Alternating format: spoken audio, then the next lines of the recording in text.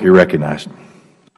Thank you, Mr. Chairman, and I would like to add my thanks to all the presidents and commanders and representatives of the national service organizations and to the men and women who sit behind you and all of those who are back in our home communities like mine in El Paso, Texas.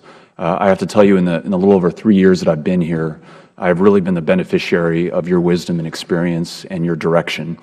And one of the issues that I'd like to spend my time talking about and listening to you on is veteran suicide.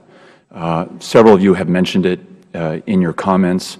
I used to talk about access to mental health, but really when I was talking about access to mental health, I was talking about the consequences of a lack of access to mental health, which far too often tragically result in veteran suicide. This is a priority for me. It's a priority in my community, which has some of the lowest mental health access rates.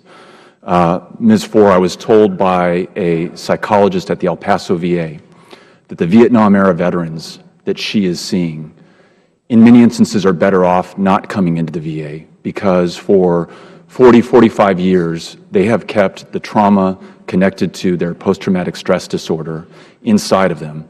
And for the first time at initial intake with a psychiatrist in El Paso, they're able to reconnect with that, begin the therapy process.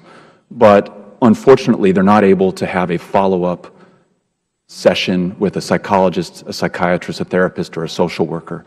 And that is incredibly traumatic, once again, for that veteran to not be able to get that care. I link that delay, which ultimately is denial in care, to that awfully high rate of veteran suicide amongst Vietnam-era veterans. So my question is, if this is a crisis, if it is a priority for us, should that not be reflected in what we talk about as legislators, as the Secretary of the VA, in our national priorities for the service organizations that you represent? And when the Secretary has 12 breakthrough priorities and not a single one of them is reducing veteran suicide, or the very ambitious goal that I heard over here about eliminating veteran suicide. And some say that is implied in some of the goals, but it is not explicitly mentioned it. Shouldn't that be, if we need to add a 13th goal, breakthrough priority, add a 13th and move veteran suicide up to number 1, is my question for the panel. And second, a great example about the tragedy in the Bronx in 1970 that drew national attention and focus and provoked a reaction so that we didn't repeat that same mistake. We don't need to wait for the tragedy with veteran suicide. It is occurring already. I think we need to say this explicitly. We need to call it the crisis that it is. We need to prioritize it with funding, with attention, with resources, with hiring the mental health providers that we need in underserved communities like mine, and in many cases, yours. So with the time remaining, I'd love to begin with Ms. Fore, and then if time permits, allow others to talk.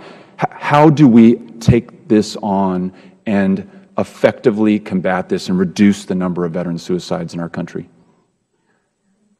I think, sir, in recognizing the fact that this is such a tremendous issue right now, it needs to be made a priority. It is a priority. We're talking about life and death.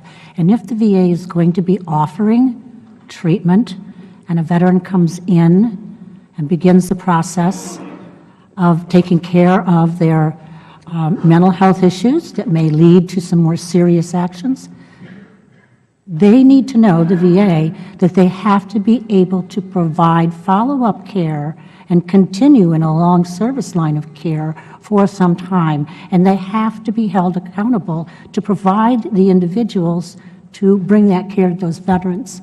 Because when you open the door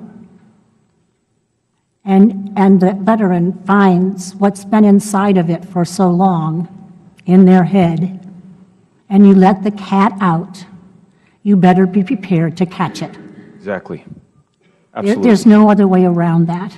And what sometimes is forgotten in all of the conversation about suicide, because so many of the young veterans are falling into this category, Vietnam veterans actually are the highest rate of suicides in those numbers. And so, you know, if you're going to do it, do it. If you're not going to, don't start it. And to Commander Kovac's point, if we're going to spend $1.6 trillion going into war in Afghanistan and Iraq, there is no price too high to pay, no burden too great to bear, to hire the psychiatrists, psychologists, and mental health care providers to take care of them and the Vietnam-era veterans who preceded them so that they're okay when they come back to the United States. Thank you for your commitment to this and your comments.